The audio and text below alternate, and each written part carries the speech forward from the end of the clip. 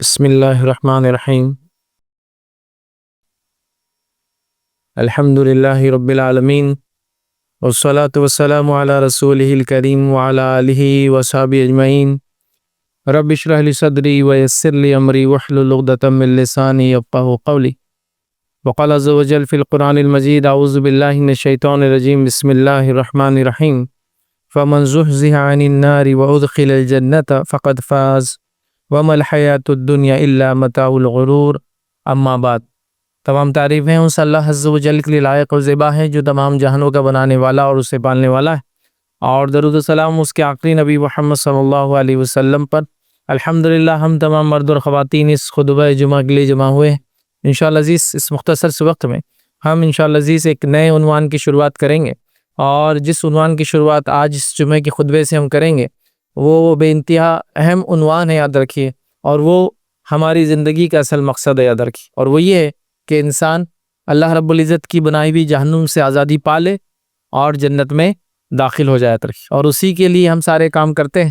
کچھ اعمال وہ ہے جو آپ کرتے ہیں یا ہم کرتے ہیں تو یہ سوچ کے کرتے ہیں کہ جہنم سے آزادی دلائیں گے، کچھ اعمال ہے جو ہم کرتے ہیں وہ اس لیے کرتے ہیں کہ ہمیں جنت میں داخل کریں گے۔ تو گویا ہمارے زندگی کا اصل مقصد ہے، یاد رکھیے، ہم جہنم سے بچا لیے جائے اور جنت میں داخل کر دیے جائیں۔ جہنم سے بچا لیے جائے میں کیوں کہہ رہا ہوں؟ اس لیے کہ اللہ رب العزت نے یہ بات کا وعدہ اپنی کتاب میں کر دیا ہے کہ ہر آدمی کو جہنم ایک بار فیس کرنا ہی پڑیں گی، ایک بار اس کے سامنے پیش کی ہی جائیں گی، ایک بار صرف پیش نہیں کی جائیں گی، اس کو اس پہ سے گزرنا ہی ہے، یاد رکھیے، یہ بات تو طے ہے۔ اسی لیے میں کہہ رہا ہوں جہنم سے بچا لیا جائے اور جنت میں ڈال دیا جائے۔ مطلب دنیا میں تو ہم جہنم سے آزمائے جاتے ہی ہیں، مطلب اس اعتبار سے کہ اگر ہم برائی کریں گے تو جہنم میں جائیں گے، لیکن آخرت میں بھی کتنے ہی اچھے اعمال کر کے ہم کیوں نہ جائے، جہنم سامنے ایک بار آئیں گی، ہم ایک بار ٹیسٹ کیے جائیں گے، یاد رکھیے، ہر کسی کے سامنے پیش کی جائیں گی، اور اس پہ سے ہم ایک بار گزرنا بھی ہے، اور وہ جس مقام سے ہم کو گزرنا ہے، یاد رکھیے، وہ جہنم کے اوپر رکھا ہے، مطلب سب کو اس سے گزرنا ہے، اور اس کو کہتے ہیں صراط، پل صراط عام زبان میں کہتے ہیں، وہ ایک برج ہے، ایک پل ہے، یاد رکھیے، جس سے گزرنا ہے، اور وہ جہنم کے اوپر ہے۔ تو اس سے پتہ چلا ہر نیک اور بد سب کو اس سے گزرنا ہے۔ تو جہنم سے بچا لیا جائے چونکہ پیش سب کے سامنے ہوں گی، اور جنت میں داخل کر دیا جائے، یہ الٹیمیٹ سکسیس ہے، یہ اصل کامیابی ہے، یہ اصل جس کو کہیں گے کہ انسان نے اپنے زندگی کا مقصد حاصل کر لیا۔ تو یہی میرے اور آپ کی زندگی کا اصل مقصد ہے، یاد رکھیں۔ اسی کے تحت جو آج عنوان میں آپ کے سامنے رکھوں گا وہ ہوں گا وہ اعمال جن کے کرنے سے ہم جہنم سے بچ سکتے، یاد رکھیں، یا وہ اعمال جو ہمیں جہنم کی آنکھ سے نجات دلا سکتے، یاد رکھیں، یا وہ اعمال جن کے کرنے کی وجہ سے ہم آنکھ سے دور ہو کر جنت سے قریب، اللہ کے باغ سے قریب، اللہ کی رضا کے قریب، اللہ کی نعمت سے قریب ہو سکتے، یاد رکھیں۔ ایسے کچھ اعمال تو ہم لوگ جانتے ہیں جسے کرنے کی وجہ سے انسان نیکی میں آگے بڑھتا ہے، یاد رکھیں، لیکن ایسے بھی کچھ اعمال ہے جس سے انسان جہنم سے دور ہوتا ہے، اور ایک تو جنت کے قریب لے جانے والے عمل ہے، دوسرے جہنم سے دور کرنے والے عمل ہے، اور دونوں نیکی ہے، ظاہر سی بات ہے، جو عمل کر کے آپ جہنم سے دور ہو سکتے وہ بھی نیکی ہے۔ تو آج سے ہم جو عنوان شروع کریں گے اس میں ہم چند وہ نیکیاں دیکھیں گے جو ہم کو جہنم سے دور کرتی ہے، جہنم سے نجات دیتی ہے، جہنم سے بچا لیتی ہے، اور ظاہر سی بات ہے آنکھ سے بچ جانا یہی کامیابی۔ آئیے اللہ رب العزت قرآن میں کیا فرماتا ہے، جو آیت میں نے آپ کے سامنے تلاوت کی، یہ سورہ آل عمران سورہ نمبر 3 آیت نمبر اس کی 185 185 اللہ فرماتا اور کہتا ہے فَمَنْ زُحْزِحَ عَنِ النَّارِ وَأُدْخِلَ الْجَنَّةَ فَقَدْ فَازَ۔ اللہ فرماتا اور کہتا ہے پھر جس شخص کو جہنم سے دور اور جنت میں داخل کر دیا جائے وہ شخص حقیقی کامیاب ہے۔ پھر جس شخص کو اللہ فرما رہا کہہ رہا ہے فَمَنْ زُحْزِحَ عَنِ النَّارِ، اس کو جہنم کی آنکھ سے دور کر دی جائے، وَأُدْخِلَ الْجَنَّةَ، اور جنت میں داخل کر دیا جائے، فَقَدْ فَازَ، یہ الٹیمیٹ کامیابی ہے۔ آگے فرمایا وَمَا الْحَيَاةُ الدُّنْيَا إِلَّا مَتَاعُ الْغُرُورِ، اور دنیا کی زندگی تو سوائے دھوکے کے اور کچھ بھی نہیں آتا۔ مطلب دنیا کی زندگی ایک ڈسیپشن ہے، ایک بہت بڑا دھوکہ ہے، یاد رکھیں، جس میں ہم جیتے تو ایسا لگتا ہے یہاں سے کبھی جانے والے نہیں، جس میں ہم جیتے تو ایسا لگتا ہے جو عمل ہم کو پسند ہے ہم نے وہ کرنا چاہیے، جس میں ہم جیتے تو ہمیں ایسا فیلنگ آتی ہے، یاد رکھیے، کہ جنت جہنم کی کوئی حقیقت نہیں ہے، انشاءاللہ جنت میں تو چلے ہی جائیں گے، جہنم سے بچ ہی جائیں گے۔ تو یہ اللہ فرما رہا ہے دنیا کی زندگی سوائے دھوکے کہ اور کچھ بھی نہیں، یاد رکھیے۔ تو یہ دنیا کی زندگی ڈسیپشن ہے، یاد رکھیے، ایک دھوکہ ہے، اور اللہ اس ٹیسٹ سے ہمیں گزارنا چاہتا ہے، اس آزمائش سے گزارنا چاہتا ہے کہ تم کیسے گزرتے ہو، کیا عمل کر کے آتے ہو۔ تو گویا یہ بڑی اہم چیز ہے، یاد رکھیے، اور یہ الٹیمیٹ سکسیس ہے، جو جہنم سے بچا لیا گیا جنت میں ڈال دیا، یاد رکھیے، مطلب دنیا کی زندگی اس نے ویسی گزار لی جیسے گزارنے کا حق ہے۔ اب آئیے چند وہ اعمال میں آپ کے سامنے رکھنے کی کوشش کروں گا، یا آج سے ہم شروع کریں گے، جس کے اندر یاد رکھیے ہم الٹیمیٹلی جہنم سے بچیں گے اور جنت میں ہم لوگ جو ہے داخل ہوں گے۔ یاد رکھیں یہ بڑی اہم چیز ہے، یاد رکھیے اس کو سمجھنا ضروری۔ آئیے ایک ایک کر کے ہم پوائنٹ لیں گے، اور پوائنٹ اہمیت کے اعتبار سے پہلے تو کچھ رکھوں گا، بعد میں جنرک پوائنٹس رہیں گے، مطلب جنرل باتیں رہیں گی۔ سب سے پہلی چیز یاد رکھیں، جسے کرنے کے نتیجے میں یاد رکھیے ہم جنت میں جا سکتے ہیں یا جہنم سے بچ سکتے ہیں، یاد رکھیے، اور وہ اسلام کی بنیاد اور الٹیمیٹ اور سب سے اہم پوائنٹ بھی یاد رکھیے ہمارے اس پورے لیکچر کا۔ اور ہر جگہ ہر عمل کے اندر یہ بات کا داخلہ یا اس چیز کی اہمیت آتی ہے، یاد رکھیے وہ ہے توحید۔ یاد رکھیے سب سے اہم چیز ہے، یاد رکھیے وہ کیا ہے؟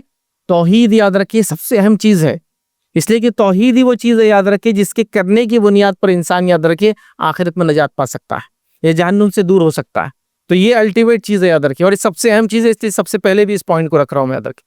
اور یاد رکھیے شرک اس کا الٹ ہوتا ہے، یاد رکھیے وہ سب سے خطرناک چیز ہے۔ تو ابھی تو ہمارا ٹاپک یاد رکھیے وہ اعمال جن کے کرنے سے ہم جہنم سے بچ سکتے ہیں، اس میں سب سے پہلا عمل ہے توحید کو اختیار کرنا۔ توحید کیا ہوتا ہے؟ ایک اللہ کو ماننا، اور یہ بڑی اہم چیز ہے، یاد رکھیے۔ عموماً ہم شہادت بول دیتے ہیں اس کو، ایک اللہ کو ماننا بول دیتے ہیں اس کو عام زبان میں، لیکن اس کے لیے عربی میں جو لفظ ہوتا ہے اس کا لفظ ہوتا ہے توحید، مطلب ایک کر دینا۔ اس کا کیا معنی ہے؟ جب نبی اکرم صلی اللہ علیہ وسلم آئے، یاد رکھیے آپ نے دعوت دی، تو مشرکین مکہ لا تعداد چیزوں کی عبادتیں کرتے تھے، مطلب ان کے ہر دن کے اعتبار سے بت تھے، صبح شام کے اعتبار سے بت تھے، الگ الگ مصیبتوں کے اعتبار سے بت تھے، ٹھیک ہے؟ اس میں اللہ رب العزت سب سے ٹاپ پہ تھا، یہ بات آپ یاد رکھیں۔ وہ اللہ کو مانتے تھے، اس کا انکار نہیں کرتے تھے، کیونکہ اللہ نے خود ان سے سوال کیا کہ جب یہ پانی میں ہوتے ہیں تو اللہ سے مدد طلب کرتے ہیں، اور جب خشکی پہ سوکھے میں آتے ہیں تو پھر اپنے معبودوں سے جو اللہ کے ساتھ شریک کرتے ہیں ان کو پکارتے ہیں۔ تو وہ اللہ سب سے بڑا تھا ان کے پاس، اور کئی کئی جگہ تو اللہ کے نام اور صفت سے انہوں نے معبود بنائے تھے۔ العزیز صفت سے عزا انہوں نے بنایا تھا، تو اللہ کے نام اور صفت سے بدھی بنا لیے تھے، لیکن اللہ بھی ان کے پاس سب سے اونچا ایک معبود تھا، یاد رکھیں، جس کو عبادت کرتے تھے اور جانتے تھے کہ اس سے شرک نہیں کرنا چاہیے۔ اس لیے نبی اکرم صلی اللہ علیہ وسلم کے والد کا نام کیا تھا؟ عبداللہ تھا۔ وہ جانتے تھے اللہ نام کسی کا ہو نہیں سکتا ہے، اب لگانا اس کے ضروری ہے آگے، تو معبود تھے، لیکن وہ کیا کرتے؟ اللہ کے ساتھ لوگوں کو شریک کرتے تھے۔ اور جب ان سے سوال کیا گیا کہ یہ کیوں کرتے ہو تم ایسا، اللہ کے ساتھ کیوں شریک کرتے ہو، تو انہوں نے وہی جواب دیتے تھے، ما نعبدہم، یہ جو بھی ہم کچھ کرتے ہیں ان بتوں کی، یہ عبادت نہیں کرتے، الا لیقربونا الی اللہ زلفا، ہم تو یہ جو ان کے سامنے جو کچھ کرتے ہیں صرف اس لیے کرتے ہیں کہ اللہ سے قریب کر دے، مطلب ان کا شرک جو تھا وہ اللہ سے قربت کے لیے تھا، کہ اللہ سے قریب کر دے۔ سورہ زمر میں یہ بات یاد رکھیں، ان سے سوال کیا تو انہوں نے کہا ما نعبدہم، یہ جو ہم لوگ عبادت کرتے ہیں اس لیے کرتے لیقربونا الی اللہ زلفا، خالی یہ ہم کو اللہ سے نزدیک کر دے۔ تو یہ بت وسیلہ تھے ان کے پاس، مطلب مشرکین مکہ ڈائریکٹ نہیں مانگتے تھے بتوں سے، وہ کہتے تھے بت کے ذریعے اللہ سے مانگتے ہیں۔ اب میں نہیں سمجھتا ہوں مجھے اور کوئی وضاحت دینے کی ضرورت ہے آج کے مسلمان اور مشرکین مکہ کے بیچ میں، کہ آج کا مسلمان بھی کہہ رہا ہے کہ یہ وہ فلاں خود نہیں دیتے، لیکن یہ وسیلہ اللہ سے مانگنے کا، یہ وہی مشرکین مکہ وہی کہتے تھے، ہم عبادت تھوڑی کرتے ہیں ان کے، لیکن یہ جو کچھ کرتے ہیں ان کے سامنے جھکتے ہیں، منت مانگتے، قربانی کرتے، وہ تو اس لیے کہ اللہ سے ہم کو یہ قریب کر دے۔ ایسا ہم بولتے ہیں نا وہاں جا کے ہم دعا کرتے ہیں، یہ کہتے ہیں کہ آپ کے ذریعے سے، آپ چونکہ اللہ کے قریب ہے، ہماری دعا اللہ سے قبول کروا لیجئے۔ مشرکین مکہ یہی کرتے تھے، اسی لیے ان کو کیا کہا گیا معلوم؟ مشرک، اور قیامت تک کہ ہم ان کو مشرک کہتے کہتے تھکتے نہیں نا۔ مشرکین مکہ آپس کے زمانے کے مشرک، ان کا شرک یہ تھا، تو اندازہ لگائیے۔ تو شرک سب سے خطرناک چیز ہے، یاد رکھیں، ہمیں اس سے بچنا ہے تاکہ ہم جہنم سے آزادی پائے اور جنت میں داخلہ ہو، یاد رکھیں۔ آئیے صحیح مسلم کی روایت ہے، نبی اکرم صلی اللہ علیہ وسلم کیا فرماتے ہیں، کہتے ہیں، جو ہے عبادہ بن صامت رضی اللہ عنہ فرماتے ہیں کہ اللہ کے رسول صلی اللہ علیہ وسلم فرمایا اور کہا، جو آدمی یہ گواہی دے دے کہ اللہ تعالیٰ کے سوا کوئی معبود برحق نہیں اور محمد صلی اللہ علیہ وسلم اس کے رسول ہیں، تو اس پر اللہ تعالیٰ جہنم حرام قرار دے دیتا ہے۔ مطلب جو شخص یہ گواہی دے دے کہ خالص دل سے، جانتے بوجھتے سمجھتے ہوئے، ہے نا، یہ اہم چیز ہے، یاد رکھیے، ورنہ خالی لفظاً تو میں اور آپ سب نے کلمہ ہزاروں بار پڑھا ہے، لاکھوں بار پڑھا ہے، لیکن اس کا معنی سمجھے، اخلاص کے ساتھ اس کو ادا کرے، کہ جو شخص یاد رکھیے یہ کہہ دے ایک مرتبہ بھی سچے دل کے ساتھ کہ اللہ کے سوا کو معبود برحق نہیں اور محمد صلی اللہ علیہ وسلم اس کے رسول ہیں، تو اللہ تعالیٰ اس پر جہنم حرام قرار دے دیتا ہے۔ مطلب یہ ایک واحد کلمہ ہے، جس کلمے کو ادا کر کے سچے دل سے ایک انسان اپنے آپ کو جہنم کی آنکھ سے محفوظ کر لے سکتا ہے، کمپلیٹلی اپنے آپ کو بچا سکتا ہے، اور وہ عمل یاد رکھے لا الہ الا اللہ محمد الرسول اللہ کا خالص دل سے کہنا۔ اب خالص دل سے کہنے کا کیا معنی ہے؟ اس میں یہ معنی بھی شامل ہے کہ جب یہ کہہ رہا ہے تو اس کا معنی بھی سمجھتا ہو، وہ اس کا معنی بھی سمجھتا ہو وہ، چونکہ ہم سب لا الہ الا اللہ کہنے کے بعد ہی شرک کر رہے ہیں اللہ کے ساتھ۔ اب مسلمان کیسے کیسے شرک کرتے ہیں مجھے بتانے کی ضرورت نہیں ہے، ہم پہلے ہی ابراہیم علیہ السلام کے واقعے میں بہت تفصیل میں ایک شرک جو امت مسلمہ کر رہی ہے اور ابراہیم علیہ السلام کی امت جو کرتی تھی وہ دیکھ چکے ہیں ادھر کی۔ تو لہٰذا ہم کو شرک سے اپنے آپ کو بچانا ہے اور توحید پہ رکھنا، جو کہ لا الہ الا اللہ محمد رسول اللہ ہے۔ دوسری ایک روایت میں یہ الفاظ یاد رکھیے، عمر ابن خطاب رضی اللہ عنہ فرماتے اور کہتے ہیں، مستدرک حاکم کی روایت ہے کہ اللہ کے رسول صلی اللہ علیہ وسلم فرمایا رکھا، میں ایک کلمہ جانتا ہوں جس کو اگر کوئی بندہ سچے دل کے ساتھ پڑھے پھر اس پر اس کی موت آ جائے تو اللہ تعالیٰ جہنم کی آگ اس پہ حرام کر دیں گا، اور وہ ہے لا الہ الا اللہ۔ میں ایک ایسا کلمہ جانتا ہوں جس کو ایک انسان سچے دل سے اگر پڑھ لے تو اللہ تعالیٰ جہنم کی آگ اس پر حرام قرار دے دیں گا۔ تو بتائیے چلا کہ کلمہ توحید وہ کلمہ ہے جس کو ادا کر کے میں اور آپ جہنم سے نجات پا سکتے ہیں۔ کلمہ توحید وہ کلمہ ہے جس کو پڑھنے کے بعد انسانیت اپنے آپ کو جہنم سے بچا سکتی ہے۔ یاد رکھیے، یہ بڑی اہم چیز ہے، یاد رکھیے، اس کو سمجھنا بڑا اہم ہے اور ہی اسلام کا اصل پیغام ہے۔ ایک انسان کتنی نمازیں پڑھ لے اچھی بات ہے، کتنے ہی روزے رکھ لے اچھی بات ہے، حج کر لے اچھی بات ہے، دعائیں مانگے اچھی بات ہے، استغفار کرے اچھی بات ہے، سب کچھ کرے اچھی بات ہے، لیکن توحید صحیح نہ ہو اور باقی سب کرے تو پھر کچھ بھی اچھا نہیں، چونکہ اللہ تعالیٰ اس کے بغیر کوئی چیز کو قبول کرتا ہی نہیں۔ یاد رکھیں، کوئی اللہ کے حضور میں اگر کوئی عمل قبول کرانا ہے تو پہلے اس کو صحیح کرنا ہے، یہ صحیح ہو جائے تو پھر ایک ذرہ برابر بھی عمل انشاءاللہ عزیز بہترین بدلہ دیں گا اور فائدہ پہنچائیں گے۔ یاد رکھیں، اور اگر اللہ نہ کرے توحید ہونے کے بعد بھی خطائیں، غلطیاں، لرزش گناہ ہو جائے تو مغفرت کے اور معافی کے چانسز ہائی ہیں۔ یاد رکھیں، لیکن اگر توحید میں گڑبڑ ہو تو پھر کوئی چانس نہیں۔ یاد رکھیں، تو یہاں دو باتیں آ گئی، دو حدیثیں آ گئی، دونوں میں یہ ہے کہ جہنم سے نجات پانے کے لیے ایک کلمہ ہے لا الہ الا اللہ۔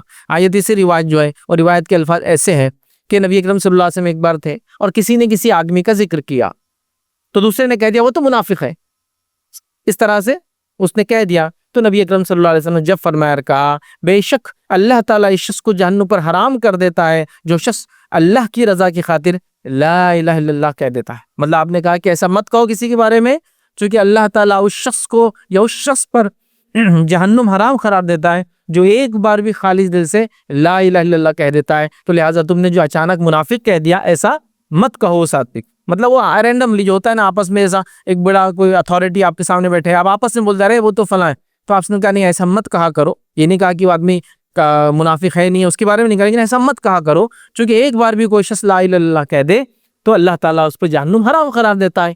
ٹھیک ہے، مطلب کسی کو جنتی اور جہنم میں ہم ڈکلیئر خود سے نہیں کر سکتے، کسی کو کافر، منافق، بدعتی ہم خود سے نہیں کہہ سکتے، چونکہ اس شخص نے خود سے کہہ دیا تھا ہاں وہ تو منافق ہے۔ آپ صلی اللہ علیہ وسلم بیٹھے ہیں، آپ کہہ سکتے تھے منافق ہے نہیں ہے، انہوں نے کہہ دیا تھا، آپ نے کہا ایسا مت کہو، چونکہ اگر ایک بار بھی سچے دل سے کسی نے لا الہ الا اللہ پڑھ لیا تو وہ جہنم کی آگ اس پر حرام قرار دے دی جاتی ہے اندر کی۔ تو لہٰذا یہ بات یاد رکھیں بڑی اہم ہے، اس بات کو ہمیں سمجھنا ہے، اس بات کو میں کہوں گا جس کو بولتے ہیں نا گھٹی بچوں کی ڈال دینا ہے، یا اس چیز کو جو ہے اس پر زندگی بھر قائم رہنا اور اسی پر موت آنے کی توقع اور دعا کرنا ہے، وہ ہے کہ اللہ کے ساتھ کبھی ہم کسی کو شریک نہ کریں اور اس کو ہمیشہ ایک مانتے رہیں۔ یہ انبیاؤں کی دعوت ہے یاد رکھیں، حتیٰ کہ انبیاؤں کی موت بھی آئی، یہود و نصارہ آپ صلی اللہ علیہ وسلم کے زمانے میں تھے اور وہ شرک کر رہے تھے، تو اللہ رب العزت نے کہا کیا تم یعقوب کی موت کے وقت وہاں تھے جب یعقوب نے اپنی اولاد کو بلایا اور کہا کہ تم میرے بعد کس کی عبادت کرو گے؟ مطلب ایک باپ کی جو کہ نبی ہے، جس کی اولاد میں انبیاء ہے، وہ اپنی اولاد کو بلا کے کہہ رہا ہے کہ میرے بعد تم کس کی عبادت کرو گی؟ یعقوب علیہ السلام وصیت کر رہے ہیں، تو وہ بچے کہہ رہے ہیں کہ ہم اللہ کی عبادت کریں گے جو کہ ابراہیم کا رب اور اس کے جو ہے اسماعیل کا رب اور اسحاق کا رب ہے نا، اور اللہ کی ہم عبادت کریں گے، یہ وعدہ بچے کر رہے ہیں۔ اس سے ایک اور بات پتہ چلی، یاد رکھیے جو باپ اپنے بچوں کے لیے ایک اصل سرمایہ چھوڑ کے جا سکتا ہے وہ توحید ہے، یاد رکھیے۔ اسی لیے اس کے بارے میں کوشچن ہو رہا ہے، اس کے بارے میں پوچھ رہے کہ میری بات کس کی عبادت کروں گی؟ میرے اور آپ کے جیسا کوئی انسان ہوگا تو مرنے سے پہلے بولیں گا یہ پلاٹ تمہارا ہے، وہ تمہارا ہے، تم میرے مرنے کے بعد جانوروں کو ایسا لڑو مت وراثت کے لیے، ہم کو یہ سب وصیتیں کرنی ہوں گی۔ لیکن اصل وصیت، اصل سرمایہ جو ایک باپ چھوڑ کر جا رہا ہے، جس کی وصیت آنے والی نسلوں کو اس نے کرنا چاہیے، زندگی میں تو کریں گا ہی، موت کے وقت بھی ہے، وہ توحید کی ہے کہ میرے بعد یعقوب علیہ السلام پوچھ رہے کس کی بات؟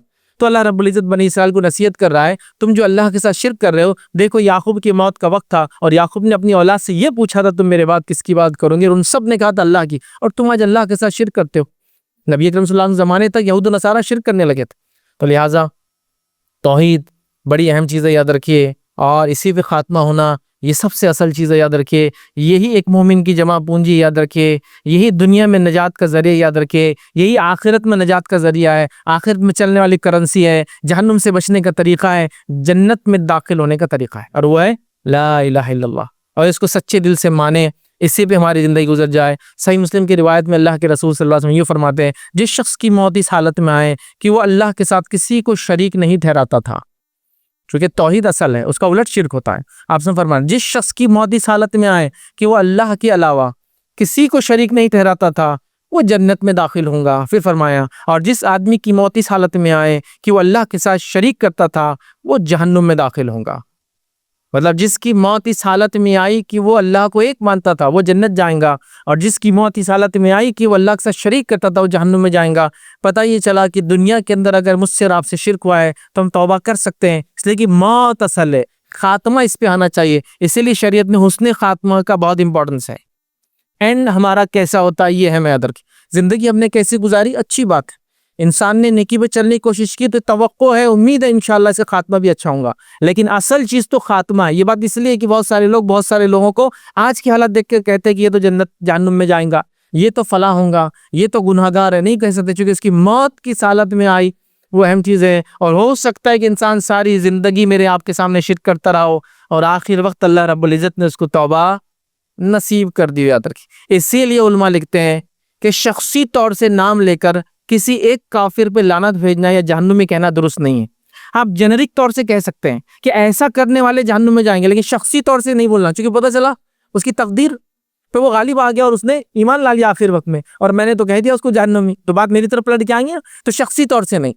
اسی لیے شخصی طور سے آپ دیکھیں گے لعنتیں بھیجنا ایک آدمی کو وہ کر کے علماء کہتے ہیں منع، یہ درست نہیں ہے. جنرک طور پہ کہو یہ اعمال کرنے والے جہنم میں جائیں گے، لیکن تو جائیں گا، فلاں شخص جائیں گا، نہیں کرنا چاہیے. ہو سکتا ہے وہ بعد میں پلٹ جائے، مطلب اپنی روش چینج کرتے. اور ہم نے دیکھا نبی اکرم صلی اللہ علیہ وسلم کے زمانے میں دیکھا، اس کے بعد کے ادوار میں دیکھا، آج تک دیکھ رہے ہیں کہ لوگ آخر وقت میں یا خاتمے سے پہلے اللہ کی طرف رجوع کر لے رہے ہیں اور اسلام قبول کر لیتے ہیں، یا گناہگار مسلمان تو توبہ کر لے رہا ہے اور آخرت میں جنت اٹین کر لے رہا ہے، درجات بلند کر لے رہا ہے، اور بولنے والے بولتے ہی رہ جا رہے دنیا کے اندر، اور وہ کامیابی کے ساتھ چلا جا رہا ہے. تو لہٰذا احتیاط کرنا چاہیے. تو جس کا خاتمہ آپ فرما رہے ہیں موت اس حالت میں آئی کہ وہ کسی کو اللہ کے ساتھ شریک نہیں کرتا تھا، ٹھہراتا تھا، وہ جنت میں جائیں گا. اور جس کا خاتمہ، تو خاتمہ اصل ہے، تو لہٰذا زندگی میں کھلا شرک ہوا ہو، چھپا شرک ہوا ہو، بڑا شرک ہوا ہو، چھوٹا شرک ہوا ہو، کوئی مسئلہ نہیں. توبہ کر لو بس، توبہ کر لو بس، سچی توبہ کہ اب میں نہیں کروں گا، مجھ سے یہ ہوا تھا. اور اللہ سے ہمیشہ دعا کرنا ہے کہ اللہ مجھے اور میری آل اولاد کو شرک جیسی نحوست سے، شرک جیسی قباحت سے محفوظ رکھے، چونکہ یہ وہ بیماری ہے جو جہنم میں لے جاتی ہے. یہ وہ بیماری، اس پہ خاتمہ آ جائے تو انسان کبھی سکسیس یا کامیابی نہیں پا سکتا. یاد رکھیے. اور اللہ رب العزت نے اس بات کا اعلان قرآن میں یوں کر دیا، ان اللہ لا یغفر ان یشرک بہ ویغفر ما دون ذلک لمن یشاء. سورہ نساء سورہ نمبر 4 آیت نمبر 48 کا ایک حصہ ہے. اللہ فرماتا ہے ان اللہ لا یغفر ان یشرک بہ، اللہ تعالیٰ نہیں معاف کرتا اس شخص کو جو اس کے ساتھ شرک کرتا ہے. وَيَغْفِرُ مَا دُونَ ذَلِكَ لِمَن يَشَاءُ، ہاں اس کے علاوہ گناہ چاہے تو معاف کر دیں گا. تو پتہ چلا شرک کے علاوہ گناہ معاف ہو سکتے ہیں. اور معافی کے دو طریقے، یہ بات یاد رکھ لیں، ورنہ کبھی کبھار ہوتا ہے ہم تو توحید پر ہیں تو جنت ہمیں سیدھی ملیں گے. نہیں، معافی کے دو طریقے ہیں. پہلا طریقہ، اللہ اپنے فضل، جود اور کرم سے سارے گناہ معاف کر کے جنت میں ڈال دے. یہ ایک طریقہ ہے. اللہ کرے کہ ہمارے ساتھ ایسا ہی ہو، اللہ ہم کو معاف کر دے. لیکن دوسرا بھی طریقہ ہے معافی کا، خطرناک ہے، کیونکہ بہت سارے مسلمان توحید پہ آنے کے بعد یہ سوچتے ہیں نماز نہیں پڑھے تو کیا ہوا، زکات نہیں دی تو کیا ہوا، فلاں کر لی تو کیا ہوا، یہ تو چھوٹا گناہ ہے جو میں کر رہا ہوں، بڑے گناہ سے تو میں بچ رہا ہوں نا. تو یاد رکھیں دوسرا طریقہ ہے، اللہ پہلے جہنم میں ڈالیں گا، جہنم میں ڈالنے کے بعد سزا دیں گا جو گناہ دنیا میں کر کے آیا تھا. الٹیمیٹلی جنت میں جائیں گا، لیکن وہ تھوڑے دن میں جہنم کوئی مذاق نہیں آتا. 50 ہزار سال کے برابر ایک دن ہے، وہ تو مذاق نہیں ہے. تو لہٰذا ہم اگر ایمان لائے اور توحید پر ہے تو نیکی میں اور زیادہ آگے بڑھنا چاہیے تاکہ کبھی ہم جہنم کی صورت ہی نہ دیکھیں. یاد رکھیں، ٹھیک ہے. تو لہٰذا ان اللہ لا یغفر ان یشرک بہ، اللہ تعالیٰ نہیں معاف کریں گا اس کو جو اس کے ساتھ شرک کریں گا. مطلب اس کا خاتمہ اس پہ ہو جائے، دنیا میں کیا توبہ کر لے کافی ہے انشاءاللہ، خاتمہ ہو جائے معافی نہیں ہے. وَيَغْفِرُ مَا دُونَ ذَلِكَ لِمَن يَشَاءُ، ہاں اس کے علاوہ کوئی گناہ کر کے آئیں گا اللہ معاف کر دیں گا، شرک معاف نہیں کریں گے. یہ بات رکھیے. تو یہ الٹیمیٹ سن ہے، یاد رکھیے، یہ خطرناک جرم ہے. یاد رکھیے. دوسری جگہ فرمایا سورہ مائدہ سورہ نمبر 5 آیت نمبر 72 میں، اِنَّهُ مَن يُشْرِكْ بِاللَّهِ فَقَدْ حَرَّمَ اللَّهُ عَلَيْهِ الْجَنَّةَ وَمَأْوَاهُ النَّارُ وَمَا لِلظَّالِمِينَ مِنْ أَنصَارٍ. اللہ فرماتا ہے، کہتا اِنَّهُ مَن يُشْرِكْ بِاللَّهِ، جس نے اللہ کے ساتھ شرک کیا اللہ فرماتا باللہ فقد حرم اللہ علیہ الجنہ، اللہ نے اس پہ جنت کو حرام قرار دیا، ومأواہ النار، اس کا ٹھکانہ جہنم کی آگ ہے، وما للظالمین من انصار، اور ایسے ظالموں کو کوئی مددگار نہیں ملے گا۔ تو یہاں بھی بات واضح ہوگی، اللہ کے ساتھ شرک کریں گا اور مر جائیں گا تو اللہ نے جنت کو حرام قرار دے دیا ہے، جہنم اس کا ٹھکانہ ہے۔ تو جہنم سے بچنے کا پہلا سبب، پہلا عمل، پہلا کام جو مجھے اور آپ کو کرنا ہے، یاد رکھیے، وہ توحید پر چلنا ہے۔ تو جہنم سے مجھے اور آپ کو نجات مل جائیں گی، اور توحید نہیں رہی تو پھر سمجھ لیجیے پھر تو بیڑا غرق ہو گیا، یاد رکھیے، بیڑا غرق ہو گیا، یاد رکھیے، چاہے انسان نے کتنے ہی اعمال کیا ہو۔ نبی اکرم صلی اللہ علیہ وسلم موجود ہے، ماں عائشہ سوال کرتی اور کہتی اللہ کے رسول صلی اللہ علیہ وسلم، عبداللہ بن جدعان کا کیا ہوگا؟ ایک شخصیت کا نام لے کے آپ پرٹیکولرلی پوچھ رہی ہے، عبداللہ بن جدعان کا کیا ہوگا؟ اب عبداللہ بن جدعان کا تھوڑا سا بیک گراؤنڈ جان لیتے ہیں، جس کے بارے میں عائشہ اللہ کے رسول سے اپنے شوہر سے سوال کری ایک تجسس کے طور پر۔ کیوں؟ تو عبداللہ بن جدعان کے بارے میں کہا جاتا ہے، اب یہ سیرت کے واقعات تو اس کی سندیں نہیں ہوتی ہے، لیکن لکھا جاتا ہے کہ یہ دور جہالت میں اس کو ایک خزانہ مل گیا تھا، خزانے کے ساتھ ساتھ اس میں خصوصیت، اس میں خرچ کرنے کا جذبہ بھی تھا۔ مال تو بہت لوگوں کے پاس ہوتا ہے، لیکن اس میں خرچ کرنے کا جذبہ تھا، اس کو خزانہ ملا تھا۔ جب لوگ آتے تھے تو ان کو کھانا کھلاتا تھا، پانی پلاتا تھا، اور روز مرہ کی زندگی میں روز لوگوں کو کھانا کھلاتا تھا، پانی پلاتا تھا، صدقات کرتا تھا، خیرات کرتا تھا، اور بہت سارے نیکیوں کے کام کرتا تھا۔ ماں عائشہ اس کے بارے میں سوال کری، اس کا کیا ہوگا؟ مطلب اس کا کیا ہوگا آخرت میں؟ کیونکہ جب یہ آیا آپ صلی اللہ علیہ وسلم نہیں تھے، یاد رکھیں، تو اب اس کا کیا ہوگا، اس کی نیکیوں کا کیا ہوگا جو اتنی اس نے کما رہا تھا روز، کیا وہ قبول ہوں گی نہیں ہوں گی؟ کوشچن ہے۔ ماں عائشہ عمر میں ایک تو چھوٹی ہے، تجسس ہے، عبداللہ بن جدعان ایک بڑی شخصیت تھی اس زمانے کی، لوگ پہچانتے تھے، اس کے بارے میں سوال کری کہ اتنی نیکیاں کیا تھا، کیا ہوگا اس کے ساتھ؟ تو کہا عائشہ، عبداللہ بن جدعان نے کبھی اپنے رب سے یہ نہیں کہا اے اللہ میری مغفرت کر دے۔ مطلب کیا ہے؟ وہ ایمان نہیں لایا اور اللہ سے اس نے اپنے گناہوں کی توبہ نہیں کی، جو کہ شرک کرتا تھا۔ تو اس سے پتا چلا عبداللہ بن جدعان جنت میں نہیں جائیں گے، یاد رکھیں۔ تو ایسی شخصیت جو نیکی پہ نیکی کرتے چلے جا رہی ہے، کھانا کھلا رہی ہے، پانی پلا رہی ہے، بکریاں تحفے میں دے رہی ہے، مال خرچ کر رہی ہے۔ دیکھیے مال بہت لوگوں کے پاس ہوتا ہے، وہ دل نہیں ہوتا، اس کے پاس مال بھی تھا، دل بھی تھا، لیکن یہ پھر بھی جنت میں جائیں گا۔ وجہ توحید پر نہیں تھا، توحید پر نہیں تھا، کبھی رب سے توبہ بھی نہیں کی، مطلب گناہوں کی معافی نہیں مانگی، اس لیے جنت میں نہیں جائیں گا۔ یہ آپ سمجھ رہے اس بات کو، اس کے انٹینسٹی کو، توحید کتنی اہم چیز ہے، یہ بڑی اہم چیز ہے، یاد رکھیے۔ نبی اکرم صلی اللہ علیہ وسلم کے چچا ہیں، موت سے قریب ہیں، آپ نے کئی بار دعوت دی اپنے چچا کو، نہیں مانے، موت سے قریب ہے، آپ صلی اللہ علیہ وسلم نزدیک جاتے اور کہتے چچا دنیا میں شاید تم کو شرم آئی، حیا آئی کہ بھائی میں اگر اپنے بھتیجے کے دین پر چلے جاؤں گا تو قبیلے والے سرداران کیا بولیں گے، ارے آخر وقت میں پلٹ گیا، ارے بھتیجے کے چکر میں آ گیا، ارے اپنے باپ دادا کا دین چھوڑ دیا۔ تو کیا کرو، خاموشی کے ساتھ بول دو خالی لا الہ الا اللہ، پبلکلی مت ڈکلیئر کرو، تاکہ دنیا سے جاؤ تو کامیاب جاؤ، پبلکلی مت کرو، شرم ہوں گی، تم کو حیا آئیں گی کہ اتنے دنوں تک میں اپنے باپ دادا کے دین پہ تھا اور چھوڑ دیا۔ کان میں کہہ دو، ٹھیک ہے، کان میں کہہ دو۔ اور انہوں نے کان میں بھی نہیں کہا، اللہ رب العزت نے آیت نازل کی، انک لا تہدی من احببت ولکن اللہ یہدی من یشاء، یہ نبی آپ جس کو چاہتے ہدایت نہیں دے سکتے، انک لا تہدی من احببت، آپ جس کو چاہتے، جس کو پسند کرتے ان کو ہدایت نہیں دے سکتے، اللہ جس کو چاہتا ہدایت دیتا ہے، ٹھیک ہے۔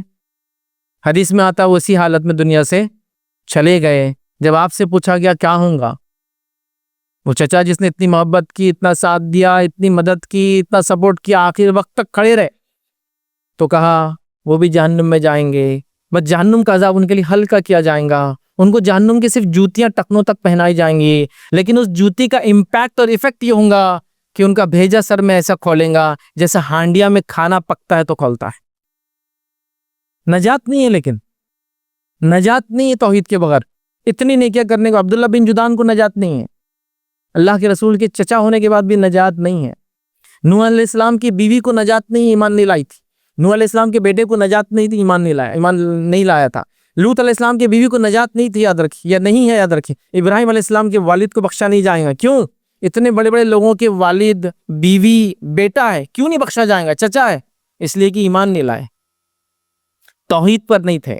بیسک پوائنٹ اگر بولو تو توحید بڑی اہم چیز، اور اگر انسان توحید پر آ جائے، جو کہ ہم عام زبان میں بولتے ہیں ایمان لا لے، تو ایمان کا پہلا جز یہ ہے نا، آمنت باللہ، ایمان لا اللہ پر، توحید آ گئی یاد رکھیں، تو اگر توحید لا لے تو نجات پا لیں گا۔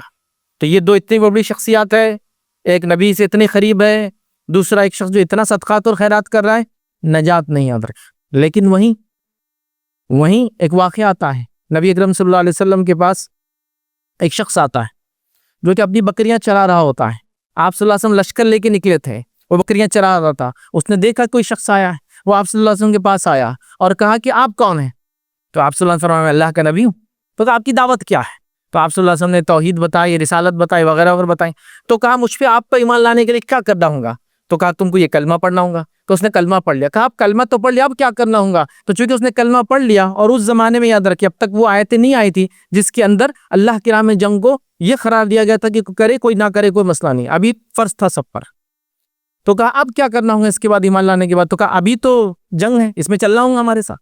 اور وہ شخص جنگ میں چلا۔ اب کچھ صحابہ تھے، ان کو اس شخص پر تھوڑا سا ڈاؤٹ تھا، پھر اچانک آیا بدو، بکریاں چرا رہا تھا، آگے آپ سن کے پاس بیٹھ گیا، ایمان لا لیا، پتہ نہیں کیا انٹینشن نے، کیا ارادے، دشمن کا آدمی تو نہیں ہے۔ جنگ لڑی اور عصر سے پہلے شہید بھی ہو گیا، اور ابھی ظہر بھی نہیں پڑی تھی، ایک بھی نماز نہیں پڑی تھی، یا فجر کے بعد شاید ایمان لایا تھا، ظہر نہیں پڑی تھی، یا ظہر تھا، مطلب اس نے کوئی نماز نہیں پڑھی تھی اب تک، اس نے کوئی روزہ نہیں رکھا تھا اب تک، اس نے کوئی زکوٰۃ نہیں دی تھی اب تک، خالی ایک ہی کام کیا تھا جو اس وقت کی ضرورت تھی، ایمان لا لیا تھا۔ اب ایمان کے بعد جو چیز پہ فرض تھی اس زمانے وہ کر چکا، اس پہ چلا گیا اور شہید ہو گیا۔ تو نبی اکرم صلی اللہ علیہ وسلم نے کہا تھا جنت جانے والا ہے، کم وقت میں زیادہ عمل کر لیے، میں نے اسے جنت میں دیکھا ہے، جنت چلا گیا۔ کس وجہ سے جنت گیا وہ آدمی؟